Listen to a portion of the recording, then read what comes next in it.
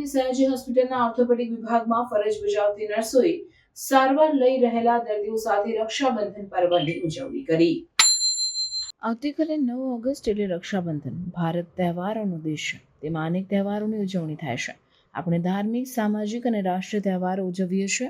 તેમાં રક્ષાબંધનનો તહેવાર આવે છે. રક્ષાબંધન એટલે ભાઈ બહેનનો તહેવાર છે. તેનું બીજું નામ બળેવ છે. રક્ષાબંધન શ્રાવણ મહિનાની પૂનમે આવે છે. તે દિવસે બહેન ભાઈને તિલક કરે છે અને રાખડી બાંધે છે અને મીઠાઈ ખવડાવે છે. ત્યારે વડોદરા શહેર હોસ્પિટલના ઓર્થોપેડિક વિભાગમાં નર્સો દ્વારા હોસ્પિટલમાં સારવાર લઈ રહેલા દર્દીઓને રાખડી બાંધી રક્ષાબંધન પર્વની ઉજવણી કરવામાં આવી હતી.